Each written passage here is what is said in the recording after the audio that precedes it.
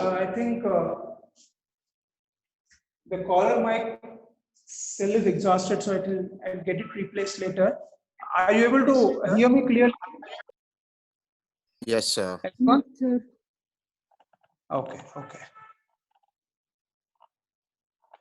This technical adjustment itself will take a lot of time for me. Okay. Is it clear now, the board?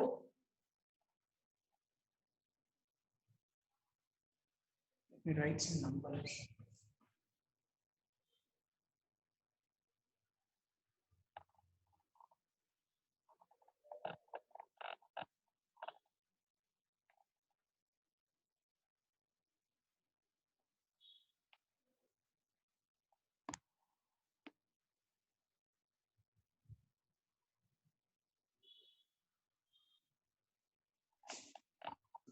So if you just keep writing on the board, no, sir, it will auto focus by itself, sir.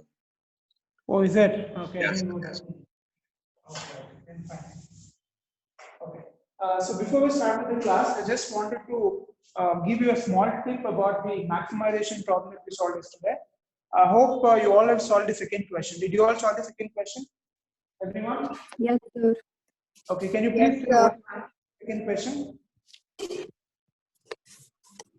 3,983, sir. 3,983. Has everybody got the same answer? Everyone? Yes, sir. Sir. Yeah. So now I think I just missed out to tell you one important point about maximization problem yesterday. In fact, I have posted some questions in the morning. I think around 3 questions for Ogle's method and 3 questions for maximization, which you can take it as an assignment and complete. In maximization case problems also, you will get unbalanced problem. Okay, not necessarily that only in Ogle's or LCM or NWCR you get unbalanced. Even in maximization case problems also, unbalanced problem can be asked. Now, how do we address an unbalanced problem in maximization case? Please remember this tip clearly.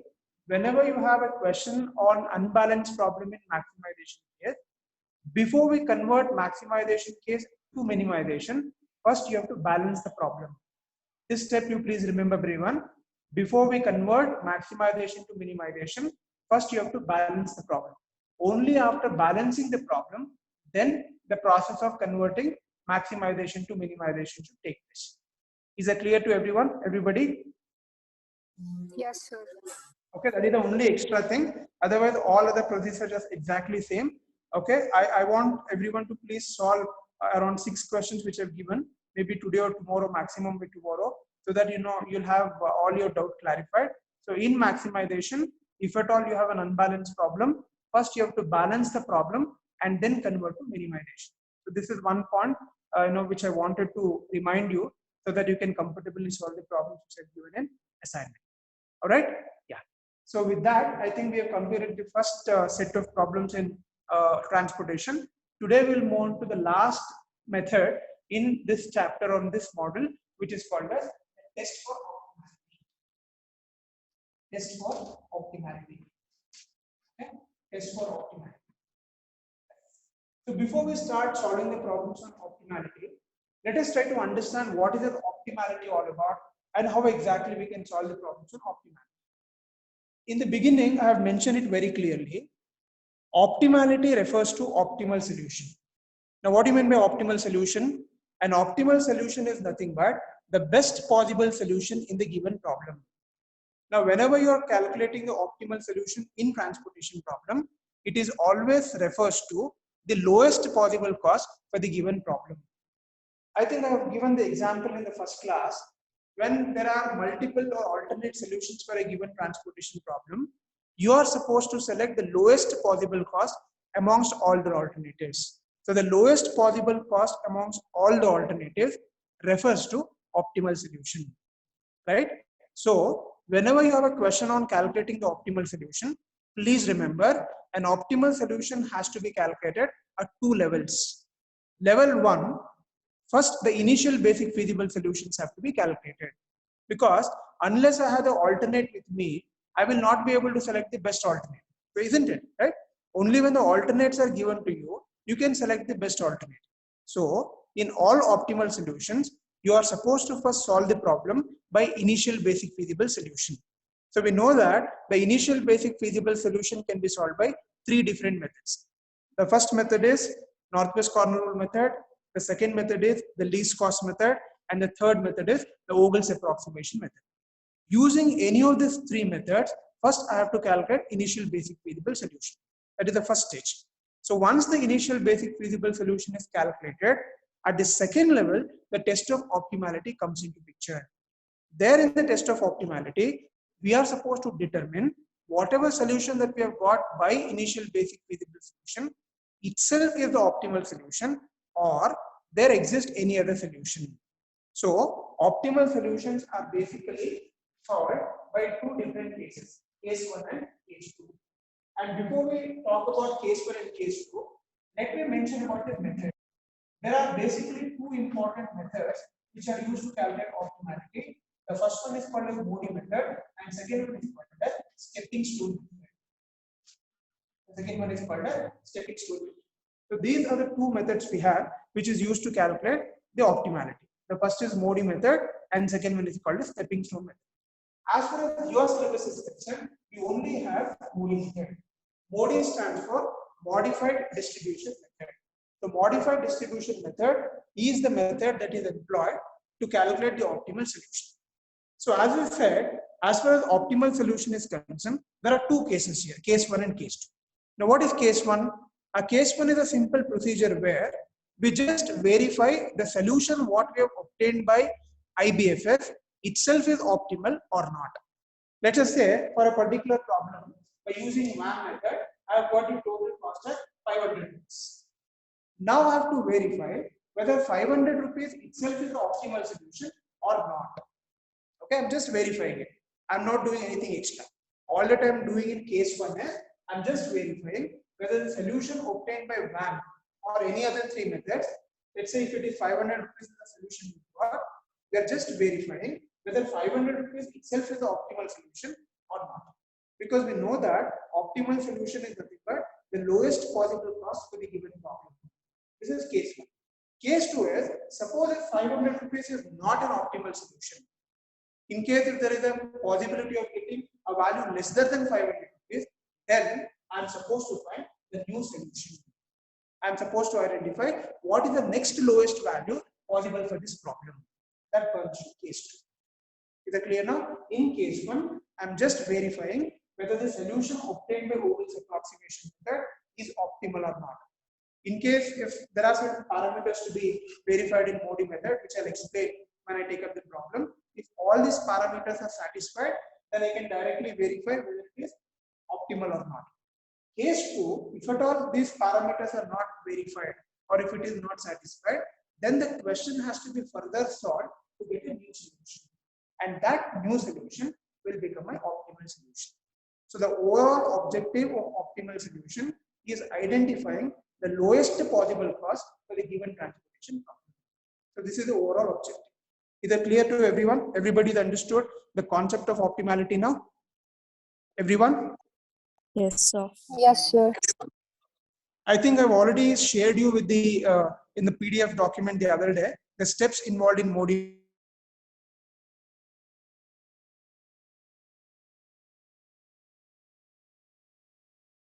Very simple way so that you can understand the concepts clearly and you'll be able to solve the problem. Okay. As I said, whenever we have a question on optimality, all optimal solution problems have to be solved at 2 levels, 2-level questions. The first level is solve this problem by any of the 3 methods. Either I can solve by NWCR method, or I can solve by LCA method, or Vogel's approximation method. And with that, I will get IBFS, initial basic feasible solution be obtained. So once the initial basic feasible solution is obtained, then I am supposed to apply a Modi method and verify whether the IBFS what I've got by these methods is optimal or not. Then it is case 1. Suppose if it is not optimal, then a new solution has to be obtained for this problem by further extending the Modi procedure. Then it becomes case 2. So this is exactly how the problem is solved. But here there is a very important condition to be remembered. What is that condition? I think I've told you in the beginning Let us say I have a problem in transportation. I solved the problem by NWCR method. Let me assume that I have got the solution is 200 rupees. I'm just taking an hypothetical example here. 200 rupees is the solution you've got if you have applied NWCR. For the same question, if I'm applying LCM method, let me say I have got the solution of 180 rupees. Again, the same problem, I'll solve by Bowen's approximation. Then I will get, let's say, 120 rupees. Now, from these three answers, what do you infer? The same question. I'm not changing the question here. Same question, different methods. First method will give me 200 rupees as the answer. Second method is giving me 180 as the answer. And the third method is giving 120 rupees as the answer. Now, from these three solutions, what do you understand? What is the inference that you can draw? Can anybody please tell me? Hello?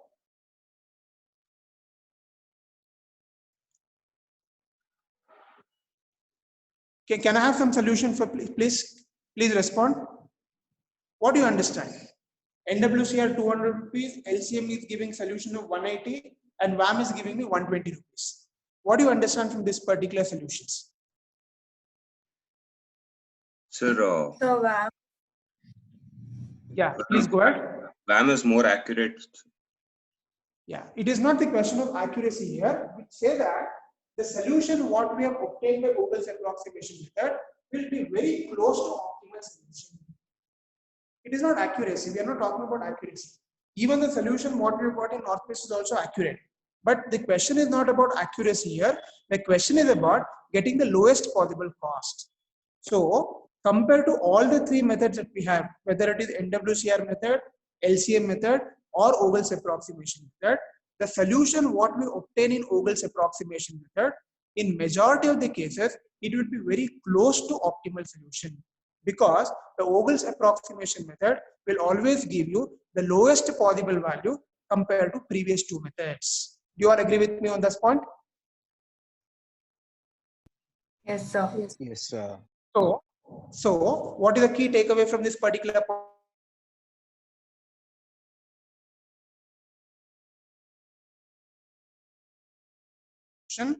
Although you have the opportunity or flexibility of selecting any three methods, you are free to do any method.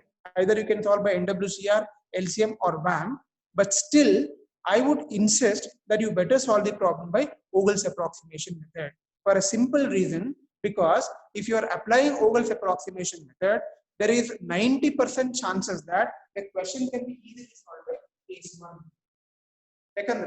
Since Vogel's approximation method itself will be giving you a lowest possible cost, there is always a possibility that it will be almost in majority of the cases, it will be an optimal solution.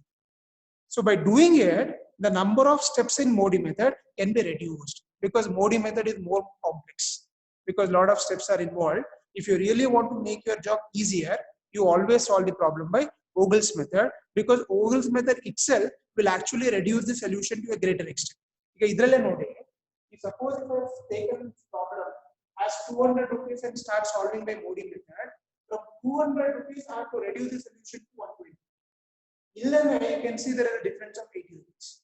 Okay, so if I'm directly taking WAM method and solving, then this reduction is not necessary, so that my proximity to the ultimate solution is very close by. I would have already reached 50% milestone. Are you understanding? So this is the purpose why we always insist to solve always the optimal solution by WAM method. So when you are applying WAM method, then the number of steps in MODI method always becomes less. So you all agree now? You all understand why we always insist to solve the problem by WAM method? Just for our convenience. There is absolutely nothing wrong if you apply first and second method. You will definitely get the same answer at the end. But the only problem here is the number of steps in MODI method would become more, or you might end up solving question for a very longer iterations. So to avoid that, we always go for Vogel's approximation method. So from this explanation, what do you understand? So whenever you have a question for calculating optimal solution, always solve the problem by Vogel's approximation method, because the solution from the Vogel's approximation method will be very close to optimal solution. So this is one important point you have to remember. whenever we are trying to solve problem of optimal solution. Till here, everybody is clear? Did you all understand the significance or the background of optimal solution now? Everybody? Yes, sir. Yes, sir. Fine, good. So now let's start with the problem. Okay, let's take the first question and try to solve the optimal solution for the problem. I think I have shared that question also in the WhatsApp group. One question for optimal solution. Let me take that question now. I think the question is question number 8.7, correct? Question number 8.7, that is example 8.7. I think I've shared this question in the WhatsApp group. So same question will get solved. The question is read like this: solve the following transformation problem. Usually itara question iralla, they would directly ask you a question, find the optimal solution using Modi method. Itara specific ka keltare. Anyway, since it's a practice question, they have not mentioned here. In the question paper, very specifically they'll ask the question, find the optimal solution using Modi method. Otherwise, if the question is find the optimal solution, still it means it is Modi method only, because that is the only method that is prescribed for your syllabus. Okay, either the question can be find the optimal solution, or the question could be find the optimal solution using Modi method. Both the approaches are same, so nothing to worry. Okay, so the first step in this particular problem is I have to find the initial basic feasible solution using Vogel's approximation method. Agagili ಎರಡು problem solve ಮಾಡ್ತೀವಿ. At the first level we are finding IBFS, at the second level we are finding optimal solution. So it's an amalgamation of two different questions. Remember this carefully. Okay, so let me take the question. So before we solve the problem, let me just verify whether it is a balanced problem or not. Can anybody please find the total of supply and demand and tell me whether it is balanced or not? Is it a balanced problem or unbalanced problem? Hello? Sir, it's a balanced problem, sir. Balanced question. So please remember, even in Modi method, you might get a question of unbalanced problem. Unbalanced problem, ella level barbodu. So if at all it's unbalanced problem, same thing. First balance the problem and then start solving it. Absolutely no other extra step to be done here. So either it is balanced or unbalanced, both approaches can be solved by Modi method. Okay. Since it is balanced, I think we can directly go ahead with solving the problem. I think I'll directly write the value so that I can save space here. So there are 3 rows A, B, C and 4 columns P, Q, R and S. And I want people to help me solving this question today, because we have solved almost 2 or 3 questions in Vogel's method. So let me see how many of you have understood clearly. So you should be telling me the answers. Okay, I'll be just writing the answers based on what you are going to tell me. Okay, so this is supply. Okay, let me quickly write down. The values are 21 and this is 17 and this is 32. When it comes to Q, it is 16, this is 18 and this is 17. And R value is 25 and 14 and 18. And the S values are 13, 23 and this is 41. Okay, and the supply values are 11, 13 and 19. When it comes to demand, we have 6, 10, 12 and 15. Okay, so this is the question given here. Okay, now what is the first step to be done when we have a question on initial basic feasible solution? What are we first supposed to verify? Whether if it is a balanced problem or not. Very good. First, we have to check whether it is balanced or not. Anyway, I think the total demand and supply is coming to 43. So therefore, it's a balanced problem. Do you all remember what is the notation to be used to represent balanced problem? Can you please tell me the notation? Summation Sigma AI. Summation. Bj, and there exists an initial basic feasible solution. This statement is written. Sigma AI is equal to sigma Bj. There exists an initial basic feasible solution. So this has to be written. So once it is written, then we will start with the calculation of penalties. Okay. Now I want you people to tell me how to solve this problem. I'm just going to write whatever going to say. Okay, I want people to please do participate so that I'll be able to understand whether you are really getting the points clear. So how do we calculate the problem?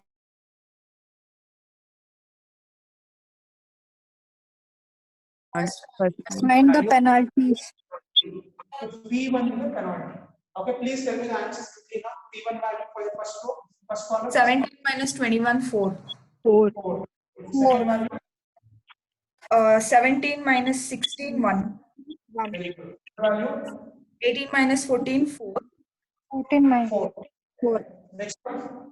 23 minus 13, 10. Very good. Now similarly, we'll calculate the penalty value P1 row wise. Okay, first row value.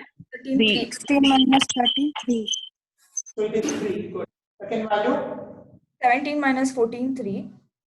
13 minus 17 minus 17 minus 14. 3. 3 and 4. The difference is 3 again. Okay. Yeah. Third value. Sir, 18 minus 1. 17, 1. So you've got all the values of P1. So P1 4, 1, 4, 10, 3, 3, 1. So which is the highest penalty now? 4. Huh? 10. 10 10. is the highest penalty, right? Sorry, So 10, is the sir. highest penalty. So we are supposed to select this particular column. S is selected. So in the column S, where am I supposed to make the allocations? Lowest value. Value. 13. 13. So 11 and 15 is there. So I can assign 11. If I'm assigning 11, this becomes 0 and this becomes 4. Since it is 0, A is gone. So we are not getting any allocations for A. Okay, now let's calculate the value of P2. Okay, can you please tell me quickly P2 values now? First column. Now only you have left with 2 values. Okay. How much we get? 15. 15. Okay. Second value. 1 itself, sir. 1. Third. 4 itself. 4. And last one.